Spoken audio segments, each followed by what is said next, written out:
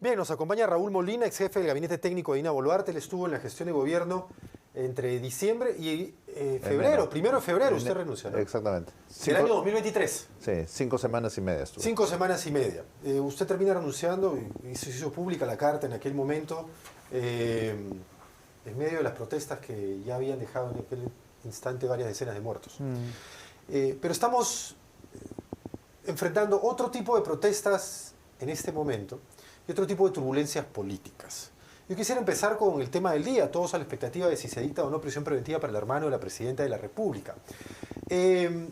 Cuando usted fue jefe de asesores, en aquel momento ya, según la tesis fiscal, Nicanor Boluarte estaba nombrando prefectos, subprefectos y había iniciado el camino que ahora lo tiene en un banquillo. En aquel momento, ¿algo de esto era percibido o no? No, yo no me crucé en ningún momento con él. Se hablaba del hermano de la presidenta, pero yo no, en las 5 semanas y media nunca lo vi en Palacio. ¿En qué términos se hablaba del hermano de la presidenta? O sea, yo sabía que existía el hermano de la presidenta. ¿Lo veían por Palacio? No, para nada. En algún momento, cuando estuve en las semanas que estuve ahí intentando generar iniciativas de diálogo en los departamentos del sur, alguien me sugirió que conversara con él para ayudarme a contactar gente en Apurímac. En esos días intenté hablar con él, no me contestó el teléfono, después él en algún momento me devolvió la llamada porque encontré su nombre en mi celular. Intenté hablar con él, no logré hacerlo. ¿Se cruzaron? No coincidieron. Nunca hablé por teléfono. Llegó a tener su llamada perdida, pero no intercambió. Nunca llegamos a conversar. Y como te digo, nunca me lo crucé en Palacio. O sea, yo sabía que era hermano de la presidenta, algunas personas decían que tenía influencia, pero yo nunca lo vi ahí. Pero es obvio por todo lo que se está difundiendo que es uno más de esos personajes en la historia peruana que creen que porque un familiar tiene poder ellos pueden medrar detrás, ¿no? Estamos llenos de, yo no sé si este es el caso, lo tendrá el Poder Judicial que determinar, pero nuestra historia está llena de ese tipo de personajes. Personajes que no necesariamente tienen un cargo público, o acaso tienen uno, pero no relativo al poder que ostentan. Exactamente, ¿no? Y el ministro, tu invitado anterior, dice, no es funcionario público. Eso no significa que está exonerado de falta. Al contrario, no siendo funcionario público y usando el poder de su hermana o el hálito de poder de su hermana para tratar de influir o actuar sobre el nombramiento de prefectos y peor eso, usar eso para construir un partido político es el típico pillo que ha medrado alrededor del Estado peruano en toda nuestra historia republicana, ¿no? Pero no solamente es este personaje que usted señala, él o cualquier otro que no es funcionario público, sino está el funcionario público que le hace caso.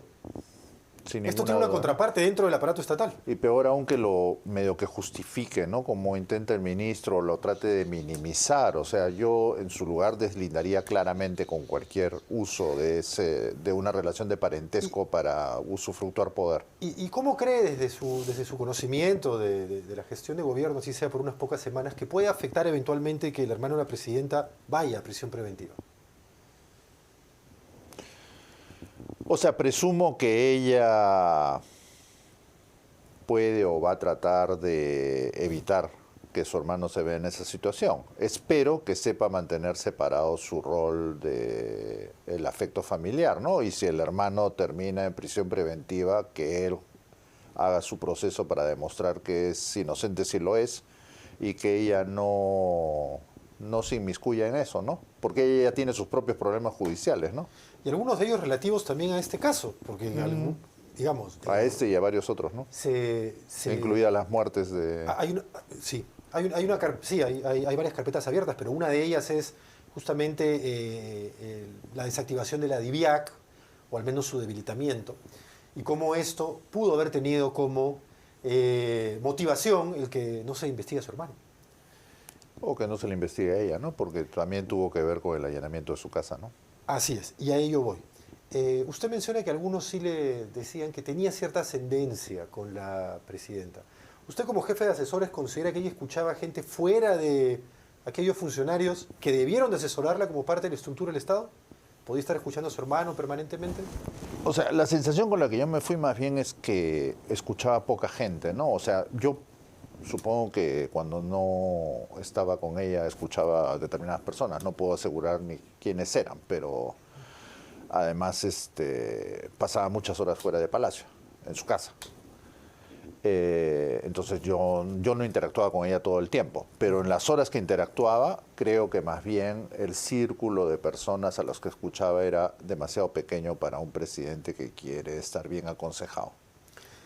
¿Cómo, para entenderlo, se desarrolla la elección de estos prefectos y subprefectos? Digamos, lo sabemos como parte de la estructura del Estado y es una dependencia esta del Ministerio del Interior, pero lleva la firma del ministro en aquel momento, que ha habido tantos cambios que habría que ver si fue Víctor Rojas o César Cervantes o Vicente Romero en aquel momento. Pero también lleva el refrendo de la Presidenta de la República. Sí, ¿no? sin ninguna duda. Usualmente, este tipo de nombramientos, ¿se consultan directamente al presidente? El presidente interviene en algunos porque son cargos claramente políticos. Las prefecturas y subprefecturas son una institución que queda de hace muchos años y tiene poca claridad en su rol. Se ha planteado desaparecerlas. Sí. Exactamente. En algún momento Alan García, por ejemplo, planteó desaparecerlas, después se arrepintió porque se dio cuenta que perdía la posibilidad de tener 13.000 cargos más o menos de poco presupuesto, donde puedes devolver favores políticos o nombrar a personas políticamente cercanas.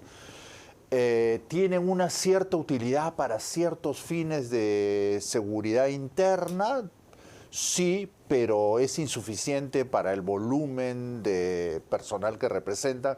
En algún momento, cuando yo era viceministro de Gobernanza, pensé en el escenario de que pudieran pasar a ser unos coordinadores del Poder Ejecutivo en los departamentos y por lo tanto pasaran a PCM, pero cuando pensé en el tamaño del asunto dije, no, va de retro Satanás, no me meto en ese asunto, ¿no? En realidad es una institución que sí deberíamos de redebatir. Digamos, ha terminado convertida en una especie de institución clientelista. Sí, básicamente. Y lo es en todos para colocar allegados, en otras palabras. Sí, y eso no es de este gobierno, sí. Eso es en todos los gobiernos. Yo he trabajado en el gobierno de Toledo, en el de Alan García, en el de Humala y en el de Vizcarra, y siempre se han usado los prefectos con racionalidad política. Ahora, sobre este caso, el de su hermano, Dina Boluarte habla poco o nada al respecto.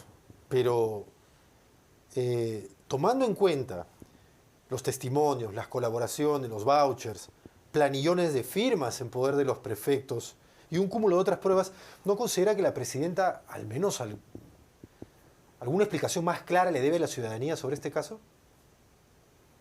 No es el único asunto en que debe explicaciones claras y en general no es muy hábil para dar explicaciones claras, ¿no? Entonces, ahí sí puedo retomar las palabras del ministro de Agricultura. O sea, el gobierno en los temas que la conciernen a ella no ha comunicado ni bien ni oportunamente, ¿no? Considera que, evidentemente esto también tendrá que sopesarlo el juez Richard Concesión Carhuancho, pero la remoción, por ejemplo, del coronel Harvey Colchado, por más que Dina Boluarte señale que eso no tiene nada que ver con el asunto de Biak, ni con el allanamiento de su vivienda, ni con la investigación de su hermano, pero ¿no le parece pues el debilitamiento de esta división de la policía, que depende del Ministerio del Interior, un entorpecimiento de la labor de investigación sobre el caso Los Guayques en las Sombras? Martín, no me preocupa en particular el debilitamiento de la DIVIAC, me preocupa el debilitamiento de toda nuestra Policía Nacional en los últimos tiempos, ¿no? En estos días de la PEC nomás, en muchos hoteles en barrios de altos ingresos en Lima hemos visto 15, 20, 30 policías de nuestra Policía Nacional cuidando una esquina. Creo que no le hace honor a una institución con la historia de la Policía Nacional la forma como se le usa, ¿no? Entonces lo de la DIVIAC es una raya más a un tigre de maltrato a la autoestima de la Policía Nacional. Tengo la sensación que hoy día nuestra Policía Nacional está muy debilitada en su capacidad de hacer las cosas bien, y yo, siendo funcionario, los he conocido haciendo las cosas bien. Y sé que nuestra Policía Nacional puede hacer más de lo que está haciendo hoy día. Y este gobierno, con la forma como nuestros ministros del Interior últimos, en particular el actual, se comportan, no contribuye a fortalecer la autoestima y el profesionalismo de la Policía Nacional. Eso... En momentos en los que se les pide resultados en la lucha contra la delincuencia. Sin ninguna duda, o sea, es una institución mellada en ese la sentido. hemos usado para mostrar una imagen de la PEC de una ciudad sin habitantes, para mostrar una especie de clima artificial de lo que es social y políticamente hoy día el Perú. Ya pasó la PEC, la pregunta del millón es qué vamos a hacer ahora de aquí en adelante para vivir los 2 años que nos quedan hasta un proceso electoral, ¿no? Y vamos a hablar de ello también en un par de minutos y de la popularidad de la presidenta ahora, pero yo quería cerrar el asunto Guayquis en la sombra y acaso los propios apetitos que podría tener Nicanor Boluarte. Él señala que no tiene nada que ver con el partido Ciudadanos por el Perú, a pesar de que hay algunos chats de coordinación de cara a que este partido se construya, en el que él participa. Y claro, yo recuerdo cuando el mismo Antauro negaba su participación en el partido Antauro, ¿no? Esos apetitos por desarrollar esta agrupación política, ¿usted ya los preveía acaso en Nicanor Boluarte, a pesar que no ha tratado directamente con él, pero está bien conectado, ya ha estado dentro de esta gestión de gobierno? No, sería faltar a la verdad si dijera que durante las pocas semanas que estuve ahí, eso fue un contenido de preocupación con el que me crucé. Estos nombramientos, a pesar de que ahora vinculan básicamente a Nicanor Boluarte, según uno de los testigos del caso, a él lo llamaban el número 2, porque consideraban que el número 1 era Dina Boluarte. ¿Crees que este caso puede, si jalas la madeja, subir hasta la propia presidencia de la República? O sea, esto es especulativo, ¿no? Porque no he sido testigo de ninguna conversación, pero es obvio que ella tiene aspiraciones políticas desde que intentó infructuosamente ser alcaldesa de Surquillo. De Surquillo, sí. Y el tipo de carácter que tiene me hace pensar que no tiene por qué resignarse a desaparecer políticamente después de ser presidenta, y en su cabecita puede estar soñando con que tiene alguna posibilidad, pero es obvio que no tiene ninguna posibilidad. Va a desaparecer como personaje político una vez que termine su periodo, sea cuando sea que lo termine. 3% de aprobación ciudadana. ¿Crees que le importa ello?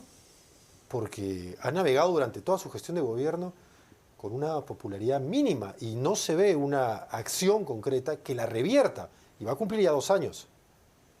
Porque ni ella como gobernante ni su gobierno es capaz de ofrecerle a los peruanos una visión de futuro que pueda revertir eso. Es un gobierno a la deriva, es un gobierno que se sostiene por un pacto de permanencia con el Congreso de la República y se sostiene devolviéndole favores o aprobando sin observación leyes de muy baja calidad, como muchas que el Congreso emite para favorecer intereses particulares. Entonces, si fuera su asesor hoy, ¿qué le recomendarías? Lo que le recomendé cuando estaba, adelante las elecciones. Bueno, de hecho, su carta de renuncia en el último párrafo señala: con el debido respeto, señora Presidenta, escucha a nuestra gente, la gran mayoría que pide cambios, y respóndale como jefa de Estado. O sea, en otras palabras, estaba en aquel momento ya pidiéndole adelante elecciones. Sí, claro. Hablamos de febrero del 2023.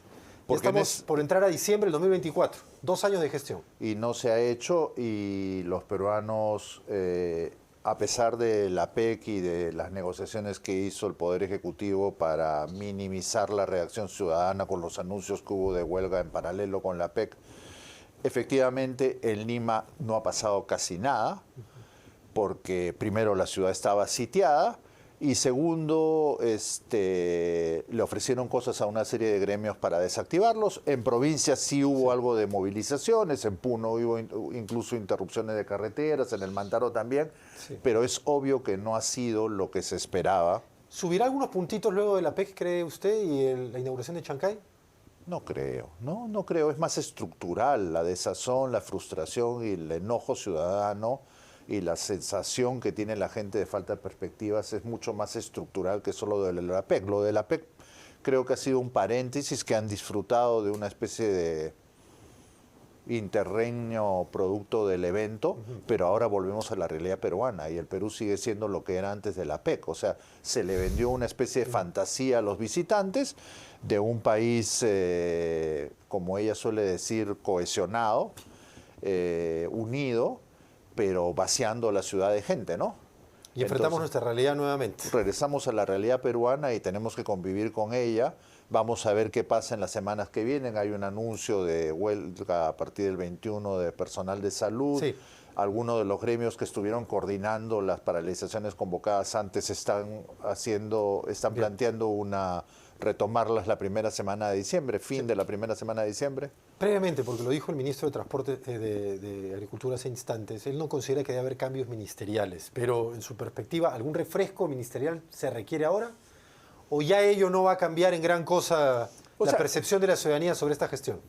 O sea, la falta de liderazgo que hoy día no va a cambiar. No creo que nadie de vuelo esté dispuesto a aceptar el premierato de este Poder Ejecutivo, que es lo que podría ayudarla a ella si tuviera un o una premier fuerte, esconderse un poco detrás de él, pero no creo que ninguna persona fuerte ese perfil esté dispuesta a aceptar el premierato, pero hay ministros que hace rato deberían de irse, como el ministro de Educación, con la sonrisita media tonta, y que me perdone si lo considero una falta de respeto, con que justificaba que se iba a suspender las clases una semana, o el ministro del Interior, que está más preocupado en defenderse que en jugar su papel de autoridad política del sector interior.